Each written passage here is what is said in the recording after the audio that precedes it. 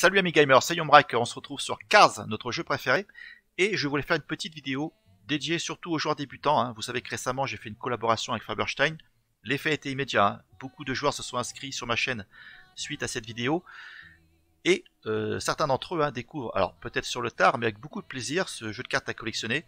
Donc voilà, c'est pour vous, on va faire un petit état des lieux, une petite revue des troupes de chaque nation, les points positifs, les points négatifs, de façon plus globale, voir un petit peu tout ce qui s'est passé depuis la sortie du jeu en avril 2020 officiellement, des nouvelles extensions, le mode campagne, récemment les nouveaux patchs avec un nouveau système de récompense, un nouveau classement, enfin voilà, plein de bonnes choses.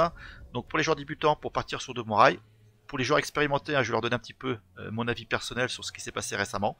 Donc voilà, on va essayer de faire ça de façon très concise, sans trop vous prendre la tête. Alors on commence tout de suite par la collection. Allez, c'est parti, on y va. Alors, qu'est-ce qu'on trouve dans cette collection? Qu'est-ce qu'elle contient? Tout simplement déjà le set de base, bien sûr. La première extension qui était sortie, c'était Allégeance, qui nous a offert deux nations secondaires, l'Italie et la France. Théâtre de guerre correspond en fait au mode campagne, et Percé, c'est la dernière extension en date qui est sortie à l'hiver dernier, en décembre 2020, me semble. Alors, on va pouvoir jouer avec 5 nations principales. Il y aura l'Allemagne, il y aura la Grande-Bretagne, il y aura les Russes, il y aura les États-Unis, le Japon, et en nations secondaires qui peuvent être jouées qu'en tant qu'alliés, la France et l'Italie.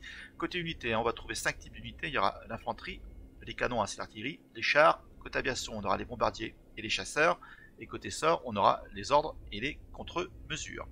Alors, on va commencer à faire une petite revue des troupes, voir un petit peu les points positifs et les points négatifs de chaque nation.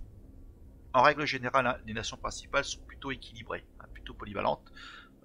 Peut-être que les Japonais sont plus axés aggro, sachant que dernièrement, avec la dernière extension, ils ont ajouté des cartes un peu plus défensives.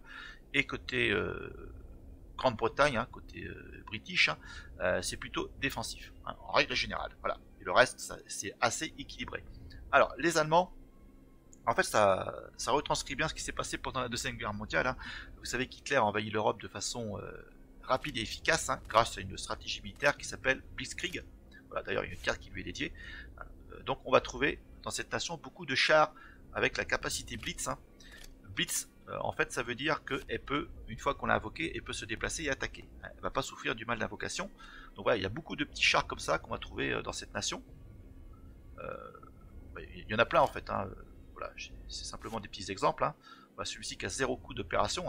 Le gros chiffre, 2 c'est son coup d'invocation, et 0 c'est son coup d'opération pour se déplacer et attaquer.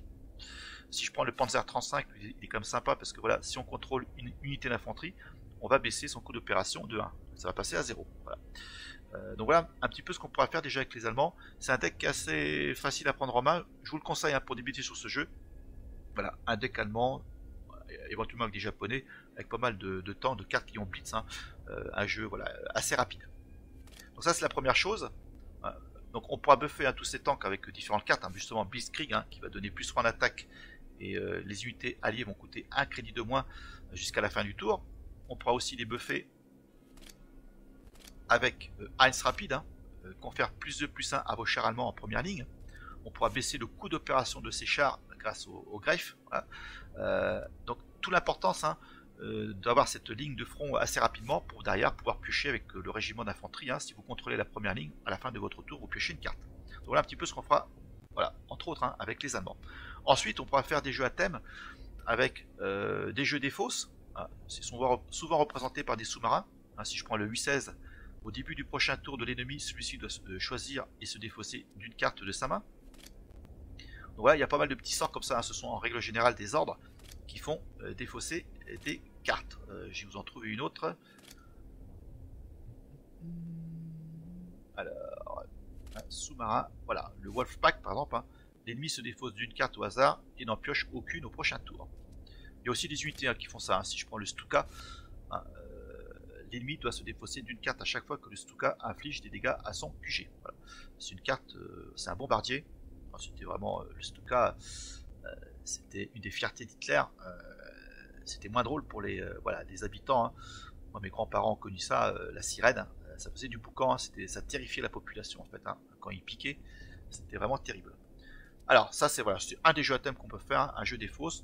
On pourra faire des jeux à thème aussi avec pas mal de contre-mesures. C'est une nation je crois qu'avec les Américains qui proposent le plus de contre-mesures.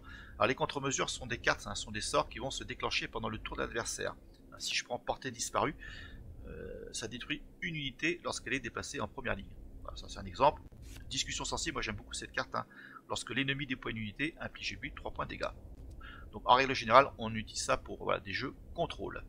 Ensuite, on peut miser sur la variété des unités. On va pouvoir par exemple jouer pas mal, un mélange de tanks, de canons, d'infanterie. Si je prends main dans la main, par exemple, confère +1/+1 à un char allié pour chaque type d'unité que vous contrôlez. Il y a aussi des fantassins qui font ça. Alors celui-là, il a un nom imprononçable. À l'invocation, gagne +1/+1 pour chaque unité non-infanterie que vous contrôlez. Sinon, côté ordre, il y a quand même pas mal de dégâts directs. On peut un peu vraiment tout faire. C'est vraiment polyvalent, c'est équilibré cette nation. On peut faire des dégâts sur la ligne de soutien. On frappe rapide, ça inflige 2 points de dégâts à une unité et 4 points de dégâts si l'unité est sur la ligne de soutien. On pourra faire des bombardements aériens, inflige 3 points de dégâts au QG ciblé. Et faire serre d'aigle, ça c'est pareil, c'est très fort. Si vous prenez rapidement la ligne de front, vous pourrez ensuite cibler les unités sur la ligne de soutien de l'adversaire, inflige 2 points de dégâts à toutes les unités de la ligne de soutien ennemie. Donc voilà pour les Allemands. On peut faire aussi des jeux retraite. Alors ça, je n'en ai pas parlé. Par contre, si l'adversaire a pris la ligne de front, la première ligne, vous pouvez faire battre ces unités grâce à des cartes type poursuite. L'unité ciblée doit battre en retraite. Le coût d'opération de vos unités est réduit de 1 pendant ce tour. On pourra le faire également aussi avec des canons. Si je prends le Hummel, déploiement, si vous contrôlez un char, l'unité ennemie ciblée doit battre en retraite. Et il y a aussi des tanks qui font ça. Le Panzer 4F2, déploiement, l'unité ciblée va en retraite. Donc voilà, on peut faire une multitude de choses grâce à cette armée. Et écoutez, voilà, on va passer ensuite à la Grande-Bretagne. C'est parti.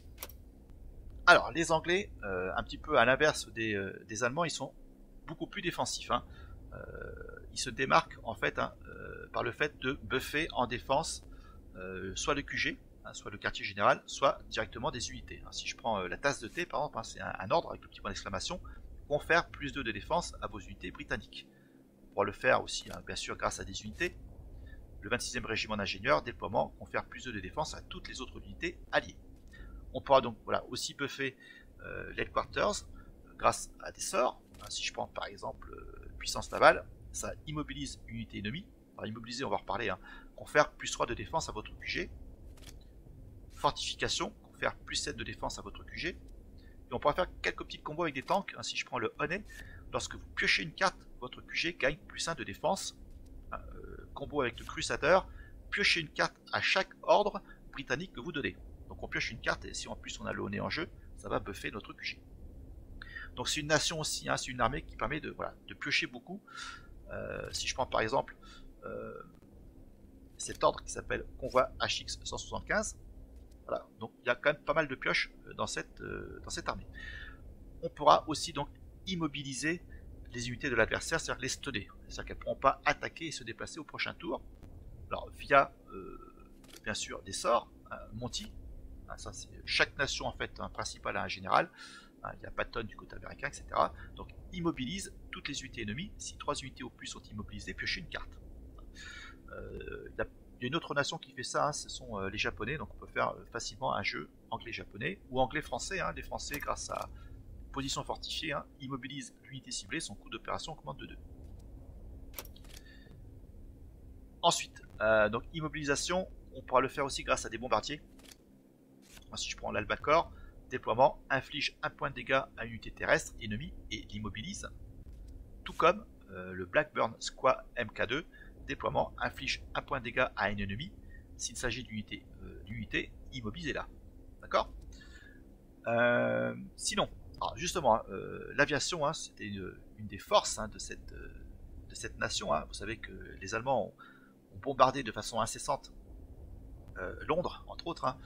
Et la bataille d'Angleterre, grâce au Spitfire, les Allemands ils sont pris plein la gueule. Donc voilà, donc il y a beaucoup de chasseurs et beaucoup de bombardiers.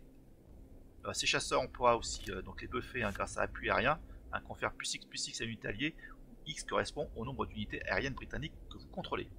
Donc à la rigueur, les jeux agro mid-range, on peut les faire avec de l'aviation. Des petits bombardiers, des petits chasseurs, des chasseurs qui ont blitz également. hein, si je prends le Hurricane, hein, une 3-2 pour 3 mais qui a blitz. Il y a aussi des bombardiers qui ont blitz. Hein. Donc voilà un petit peu ce qu'on peut faire avec les Anglais. Aussi cette capacité de, voilà, de faire battre en retraite les unités de l'adversaire. Hein. Si je prends parachutage, retire une unité ennemie de la première ligne. Si celle-ci est maintenant vide, ajoutez-y deux parachutes. Voilà. Il y a aussi, je crois qu'il y a des chasseurs hein, qui font ça, mais je crois que je ne le possède pas. Voilà, si je prends le typhon, hein, lorsqu'une unité terrestre bat en retraite, piocher une carte, etc. etc. Donc ça, c'est un jeu à thème qu'on peut faire voilà, avec les Allemands, hein, dont je vous ai parlé récemment. Alors, bah écoute, je pense qu'on a fait un petit peu le tour hein, du côté anglais, hein, je répète, hein, c'est très défensif, hein, le buff défensif, pas mal de pioches. On peut faire voilà, des jeux avec la capacité immobilisation et aussi des decks aussi, avec beaucoup d'avions, hein, les Spitfire entre autres. Allez, on passe à la suivante, hein, ça va être les Russes. Alors, les Russes, hein, c'est un petit peu comme les Anglais, hein, c'est du costaud, hein, c'est solide, hein, mais ils ont aussi une capacité offensive. Hein. Regardez cette page hein, pour voir que, surtout côté fantassin, hein, là on part par ces unités qui coûtent un peu cher. Voilà, il y a des 8-8, hein, il y a des 6-8, hein, il y a des 7-7, des 6-7, il y a des unités qui vont se buffer à chaque début de tour et se réparer. Hein, ça c'est une des capacités, hein, les unités vont se soigner en fait hein, et se buffer. Donc ça, voilà, très défensif. Hein. Si je prends par exemple voilà, l'unité que je vous ai présentée tout à l'heure, hein, le 84e régiment d'infanterie, garde un 8, hein, donc voilà, sa provocation, ça va protéger notre headquarters. Donc il y a énormément de cartes qui ont garde, hein. Il y a le 2e régiment de fusiliers, il y a le 1er régiment de fusiliers, etc. etc. Alors, donc on va partir plus facilement sur des jeux donc, défensifs. Mais on va aussi faire des jeux aggro, entre autres, hein, grâce à cette carte qui s'appelle réserve, on va ajouter dans notre main 2 cartes infanterie légère. Alors c'est une unité qui est très friable, hein. C'est une 1-1 pour 1 mais qui n'a pas de coût d'opération. Par contre, derrière, on va pouvoir les buffer à outrance, hein, grâce à assaut frontal, hein, ça va donner plus 1, plus 2 aux unités d'infanterie légère. On va pouvoir aussi les buffer grâce à combat rapproché. Les unités d'infanterie alliées gagnent plus 3 d'attaque jusqu'à la fin du tour, donc ça peut aller très très vite. Hein. Si vous ajoutez à cela des cartes, voilà, si je prends le 554e régiment de fusiliers, 1-1 pour aucun coup d'invocation et aucun coup d'opération. C'est des petites unités, hein, mais on va les buffer, ça va faire très mal et c'est très rapide, hein, capacité blitz. Donc voilà un petit peu ce qu'on peut faire aussi. Hein. Donc c'est assez polyvalent, assez équilibré. Alors cette capacité embuscade, c'est pareil, ça reprend un petit peu l'histoire. Hein.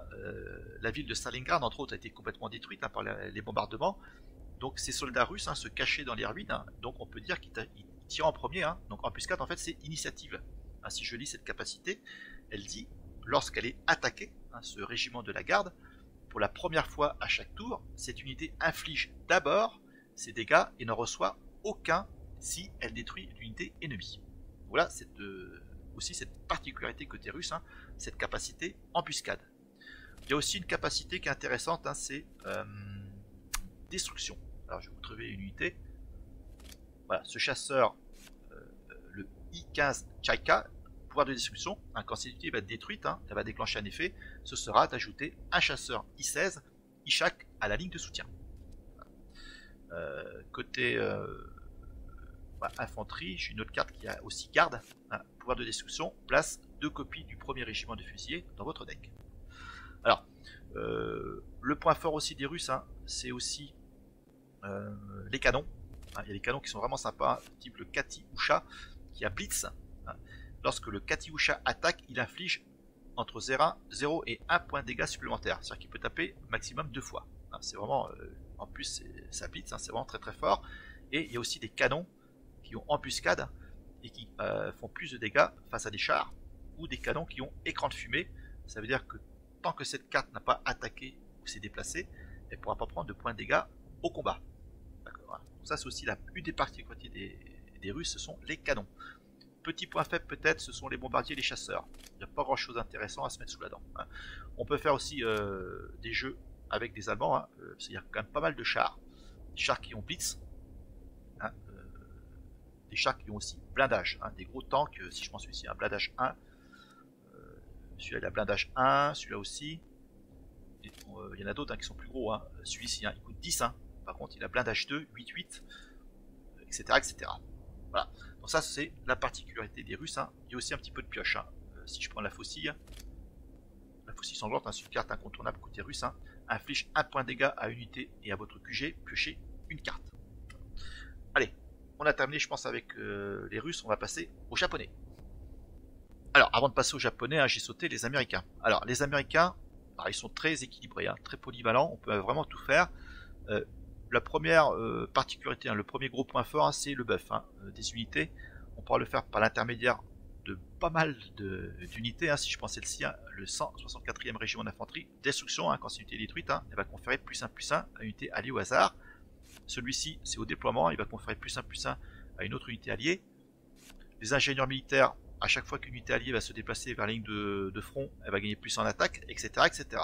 Il va buffer les unités en attaque de 2 des unités adjacentes. Donc voilà, on peut faire pas mal de choses par rapport à ça. Il y a aussi des sorts. Hein, si je prends USAS, hein, confère +1/+1 à une unité d'infanterie ou un char, ça coûte 0. Ou l'expédition d'approvisionnement, confère +2/+3 à une unité en première ligne. Donc ça, c'est le buff, première chose. Ensuite, ils sont assez forts côté aviation. Il y a pas mal de chasseurs qui sont assez intéressants. Hein. On peut faire un jeu avec des Anglais, par exemple. Hein. Bah, vous connaissez les têtes brûlées hein, de Papy Boynton. Hein. Le fameux Corsair, il est là, hein, 4-6 pour 5, hein, pas de capacité, mais un très bon rapport qualité-prix. On aura le P-39, lui il va subir moins de dégâts au combat contre les unités terrestres. Alors, lui il est cool aussi, hein. Il va donner en fait écran de fumée à son QG, hein, tant que ce chasseur sera en jeu, donc il faudra taper sur lui avant de taper l'Headquarters. Donc pas mal de petites choses, hein.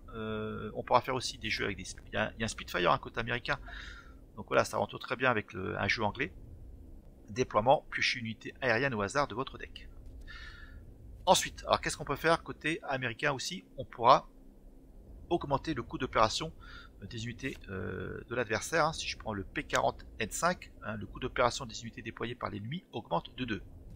On le fera également avec voilà, aussi des sorts. Hein. Il y a un ordre qui s'appelle embargo.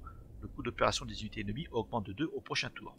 Par contre, on pourra faire l'inverse. Hein. C'est-à-dire qu'on pourra aussi baisser le coût d'opération de nos unités. Si je prends renforcer les rangs, donner à l'unité ciblée un bonus d'attaque et de défense égal à son coût d'opération. D'accord? Puis faites passer ce dernier à 0. Alors, donc si on joue cette carte, par exemple sur une unité d'infanterie, hein, ils ont des bonnes unités d'infanterie, hein, bien costauds, un petit peu comme les Russes. Hein, si on joue ça sur le 4e division de marine, on va déjà donner un bonus de +4/+4 à cette unité. Elle va passer 10-10 et après, ensuite, on fait passer son coût d'opération à 0. Donc on se retrouve en jeu avec une 10-10, 0 coût d'opération et qui a Blitz. Hein, c'est vraiment très fort. Donc ça, on peut jouer ça justement, on peut faire des decks à thème avec des Russes en alliés, hein, ou inversement comme vous voulez. Donc voilà un petit peu ce qu'on peut faire côté américain. Voilà, très équilibré, de très bons fantassins, de très bons chasseurs. Il y a aussi quelques bons canons qui sont plutôt sympatoches. Hein. Le M7 Priest déploiement gagne +2/+1 si vous contrôlez la première ligne. Hein. Et le Howitzer, les unités attaquées par le T-19 Howitzer perdent garde pendant ce tour. Il y a aussi de bons chars, hein. Si je prends le Sherman, si on possède justement cette ligne de front, on va piocher 2 cartes s'il y a une unité américaine qui s'y trouve, etc., etc. Donc voilà un petit peu pour les Américains. Très très bonne nation hein, avec les Allemands, hein. C'est très très fort. Allez, on passe maintenant aux Japonais. Alors, les Japonais. Alors pour résumer un petit peu cette nation, il y a une phrase d'ailleurs qu'on retrouve dans ce jeu, hein, qui veut tout dire, hein, c'est le devoir est une montagne, la mort est une plume. Hein, voilà. Vous savez que les valeurs telles que l'honneur et le sacrifice hein, faisaient vraiment partie intégrante de cette société. On l'a retrouvé, hein, entre autres, hein, grâce au kamikaze. Hein, il y a une carte, si je prends l'ordre, qui s'appelle honneur. Alors, c'est ici, hein, honneur, ça confère +4/+4 à une unité alliée. Détruisez-la à la fin de votre tour. Hein. Ici, on peut voir une petite photo d'époque. Hein, les premières recrues de pilotes suicides japonais kamikaze en 1944. Moi, j'aime beaucoup, en fait, hein, pour ceux qui sont friands d'histoire. Il y a toujours une petite photographie d'époque et un texte d'ambiance. Donc voilà un petit peu à ce qui résume cette armée. Donc beaucoup de cartes avec aussi cette capacité de destruction, hein, qu'on retrouve aussi du côté russe. On pourra faire des dégâts à distance sur le QG ou sur des unités adverses. Hein. Si je prends le régiment d'Akita, pouvoir de destruction inflige 2 points de dégâts à un ennemi au hasard. Ça peut être le cas aussi du régiment de Mito. Voilà. Destruction inflige 2 points de dégâts au QG ennemi. Et côté aviation, hein, il y a ce 0 ici, hein, le Kai-43 Hayabusa, destruction inflige 2 points de dégâts au QG ennemi. Donc ça, on pourra faire des jeux à thème par rapport à ça, avec cette capacité destruction qui fera des points de dégâts sur des unités ou sur le QG adverse. Alors, Autre particularité, gros point positif, hein, c'est un petit peu comme les Allemands, mais pas côté char, c'est côté soldats, fantassins, beaucoup d'unités très mobiles et qui ont cette capacité blitz, hein, qui peuvent voilà, se déplacer et attaquer dans le même tour. Hein, si je prends le régiment de cavalerie, une 2-1 pour 1, 0 coup d'opération, hein, donc c'est très très mobile, hein, très rapide. Donc voilà, on va noyer le bord de petites unités avec blitz, avec fureur, hein, fureur, pareil, ça c'est côté japonais, on en voit beaucoup, hein, et pour attaquer 2 fois dans le même tour. Donc des jeux très très agressifs, hein. Et récemment, hein, ils ont ajouté des cartes un petit peu plus costauds. Il y a des fantassins, voilà, si je prends le régiment d'Osaka, une 4-7 garde pour 5, donc on peut partir maintenant sur des jeux vraiment défensifs, hein, au tempo. Le régiment de Utsunomiwa, très très bonne carte, hein, lorsque l'ennemi donne un ordre, enfin joue un ordre, infliger 2 points de dégâts au QG ennemi. Donc voilà, on peut faire aussi pas mal de choses côté japonais. Alors c'est axé oui, plutôt aggro, mais pas que, hein. On peut faire aussi beaucoup de jeux avec des avions, hein. Pareil, il y a les zéros, vous connaissez, hein. Il y a des avions, des chasseurs qui ont blitz. Si je prends voilà, ce 0, hein, 4-4 embuscade, déploiement inflige 1 point de dégâts, 4-4 pour 5, hein, c'est un des meilleurs avions de ce jeu. Pareil, le KI-83, avant qu'il y avait embuscade, hein, il a été nerfé, mais c'est une 6-5 pour 4. Hein. Voilà, de très bons chasseurs, quelques bombardiers, c'est assez intéressant. On pourra aussi paralyser l'adversaire, hein, tout comme les Anglais, hein, grâce à quelques cartes. Hein, si je prends opération navale, immobilise toutes les unités terrestres ennemies et leur inflige 1 point de dégâts. On pourra le faire aussi via un tank, le type 94. Déploiement, ajoute une attaque surprise à votre main. L'attaque surprise, hein, c'est un ordre qui immobilise une unité ennemie. Si elle est déjà immobilisée, détruisez-la. Hein, donc ça peut être très fort avec des Anglais. Il y a aussi un bombardier qui le fait, hein. Si je prends le D4Y Susai, destruction, immobilise toutes les unités terrestres ennemies. Voilà un petit peu ce qu'on peut faire. Donc je répète, hein, de l'infanterie très mobile qui a la capacité blitz et fureur, des pouvoirs de destruction pour infliger des dégâts à distance, soit sur les unités, soit sur le QG adverse, et on pourra aussi voilà, paralyser l'adversaire, et maintenant on va faire des jeux un peu plus tempo défensifs. Voilà. Alors voilà, on a fait un petit peu le tour, hein, des nations principales. Il nous reste à voir les deux nations secondaires qui sont la France et l'Italie. Hein, on peut les jouer qu'en tant qu'alliés uniquement. Hein, je répète, hein, quand on construit un deck, hein, on peut choisir un allié et on pourra mettre 12 cartes maximum de cet allié sans mettre, hein, sans avoir la possibilité de mettre des cartes élites. D'accord ? Alors, la particularité des Français, c'est cette capacité mobilisée. Hein, si je prends le 73e régiment d'infanterie, mobiliser en fait, hein, l'unité gagne +1/+1 au début de votre tour. D'accord ? Et elle perd mobilisée lorsqu'elle subit des dégâts. Alors si on peut épargner cette unité des combats au départ, ou si on peut éviter qu'elle se prenne des dégâts directs, elle va se buffer progressivement de +1/+1 à chaque début de tour. Donc ça peut monter assez vite et assez haut. En plus cette carte, hein, si je prends voilà, cette unité, elle obtient +1/+1 lorsque votre QG gagne en défense. Donc ça rentre très bien dans un jeu britannique, hein, où on peut buffer allègrement notre quartier général. Donc ça c'est la particularité des Français, cette capacité de mobilisation, hein, qu'on retrouve, voilà, il y a des canons, il y a aussi des chars qui ont ça, si je prends le char B1 bis, voilà, etc., qui a aussi blindage de très bonnes cartes. Alors, autre particularité des Français, malheureusement, hein, ils s'en sont pris un petit coup sur le casque, hein, suite au dernier patch, hein, il y a une carte qui a été nerfée. C'est une carte qui dégoûtait un petit peu pas mal de joueurs, parce qu'on voyait beaucoup de decks avec ça.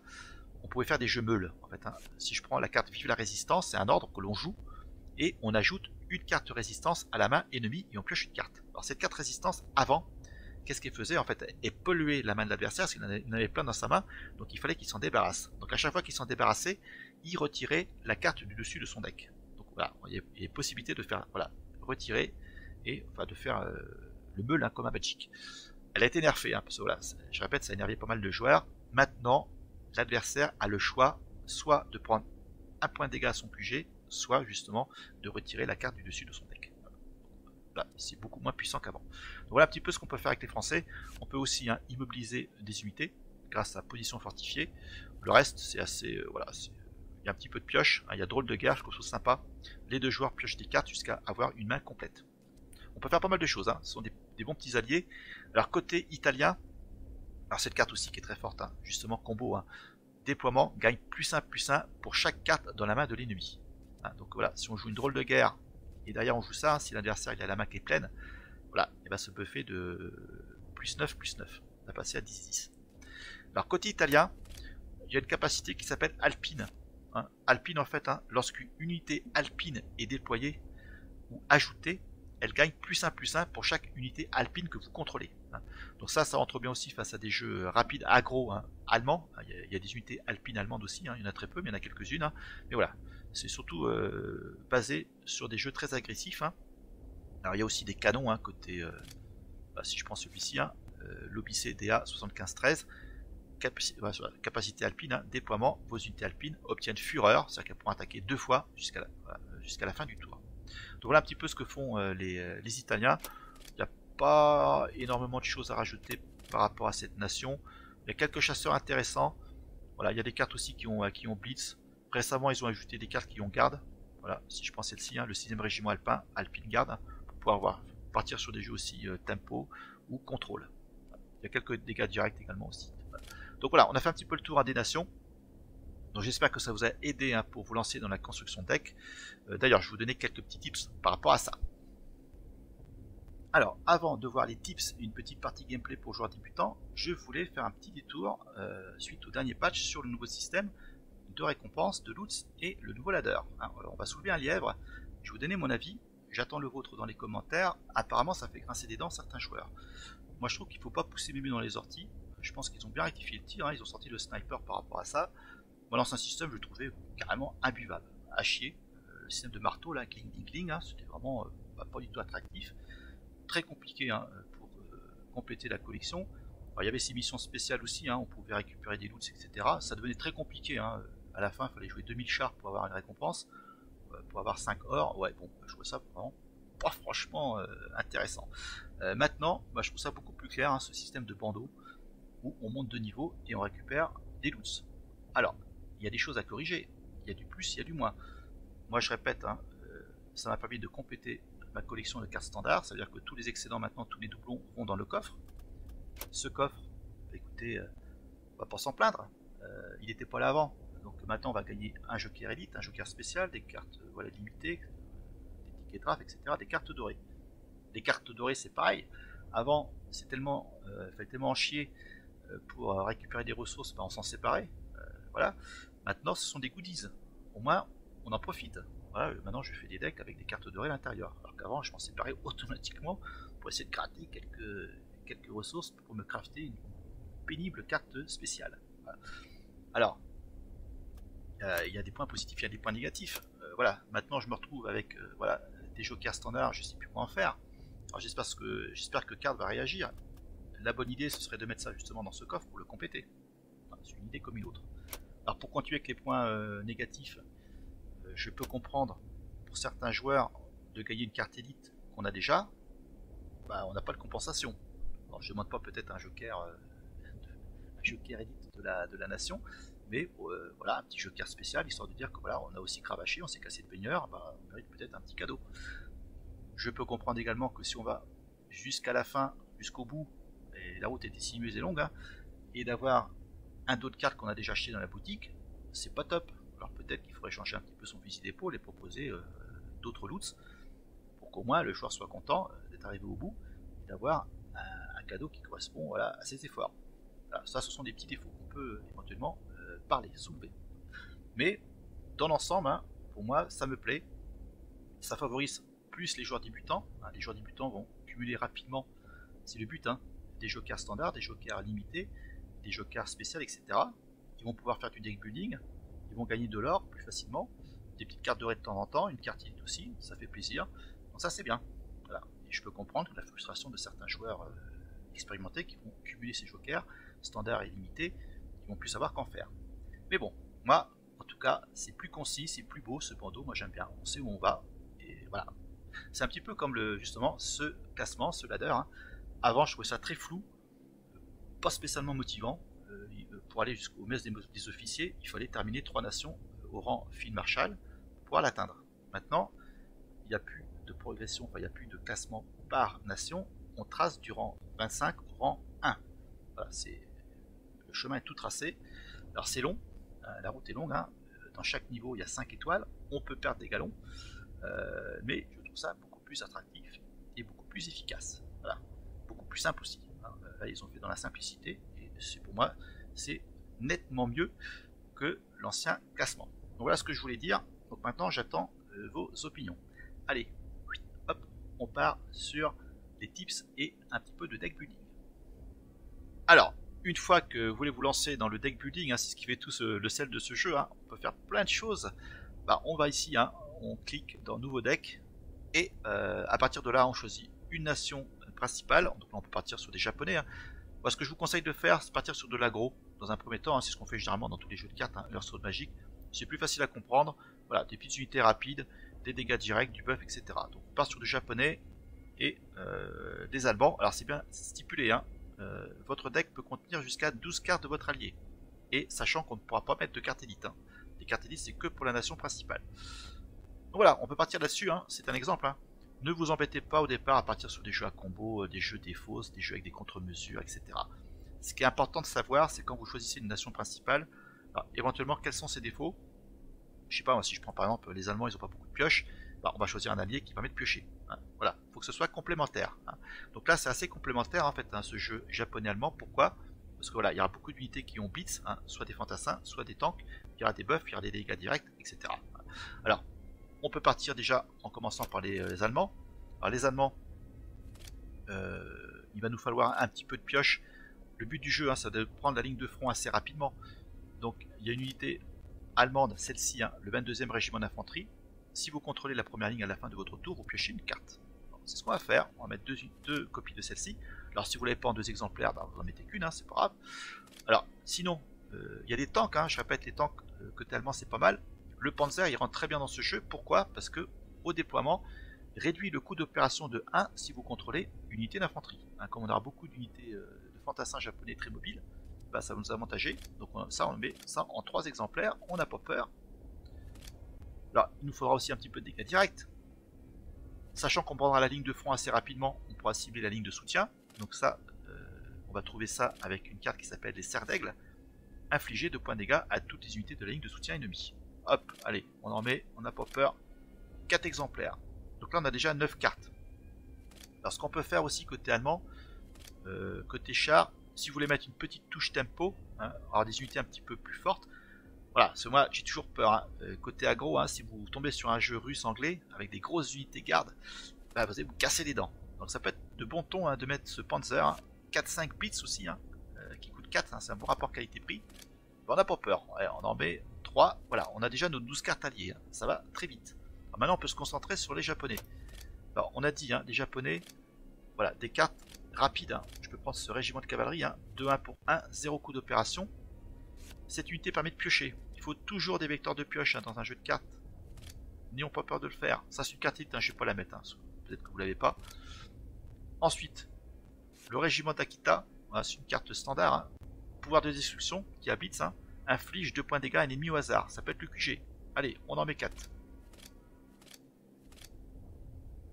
Alors, côté infanterie, on peut aussi mettre le régiment de Mito. Pouvoir de destruction inflige 2 points de dégâts au QG ennemi. On y va. On en met 4.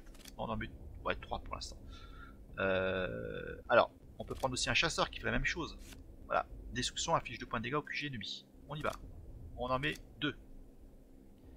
Côté chasseur, hein, si on a encore une petite touche, voilà, on peut mettre celui-ci, hein, 1-0, un seul exemplaire. Hop.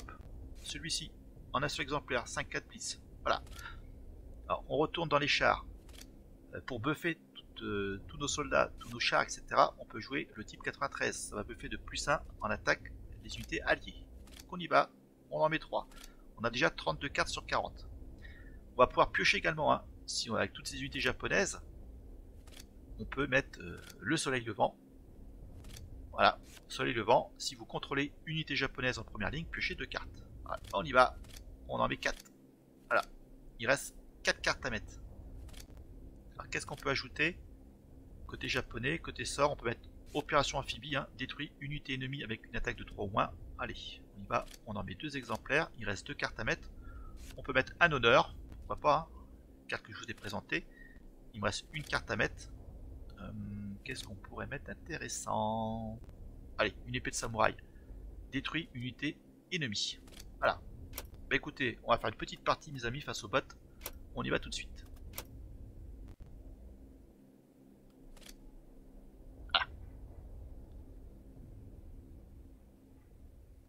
Allez. Donc, je vais montrer un petit peu les réduiments, les mécanismes du jeu. Tout simplement.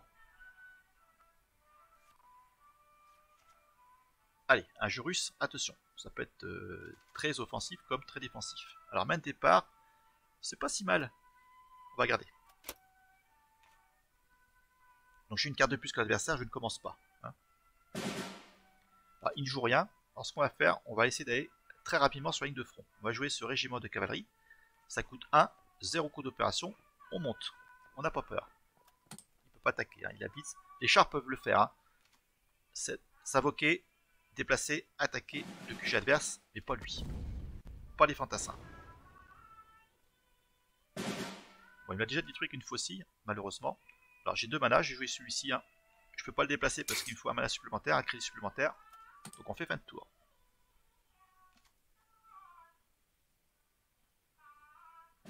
Ah, il y a encore une faucille. Donc lui, hein, destruction, il fait 2 points de dégâts à une cible au hasard. Donc là, il n'y a pas d'unité. C'est le QG. On va jouer cette petite unité, ce fantassin.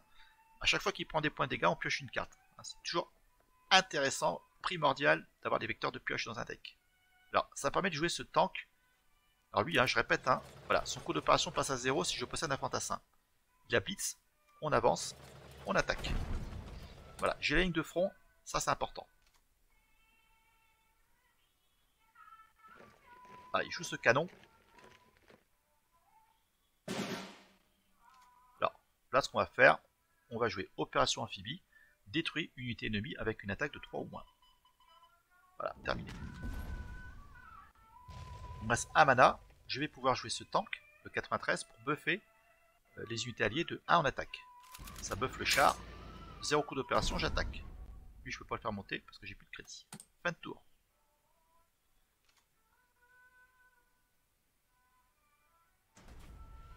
Ah, il paralyse mes unités, il fait un point de dégâts. Malheureusement. Donc un point de dégâts, j'ai pioché une carte grâce à cette unité. Alors, j'ai 5, ça coûte 3. 1 pour le faire monter, il a blitz, hein, et je rejoue ce char pour buffer à nouveau mes unités. Je peux pas attaquer, je suis paralysé. Hein. On reconnaît les petits symboles ici, hein, avec la flèche vers le bas. Il est immobile. Je pourrai attaquer au prochain tour.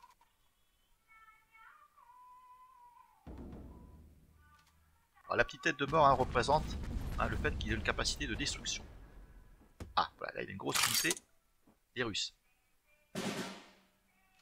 Ah, ses points de vie descendent, hein. Avec la capacité de destruction, ça va assez vite. Hein. Alors, ça c'est très intéressant. Je vais pouvoir en mettre 2. Hein. Je possède la ligne de front. En fin de tour, je piocherai 2 cartes. Je tape ici, on n'a pas peur. Voilà, fin de tour, je pioche 2 cartes.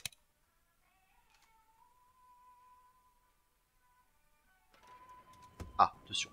Un bombardier.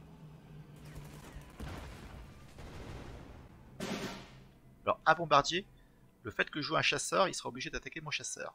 D'accord? Donc, on va jouer ce chasseur pour 4.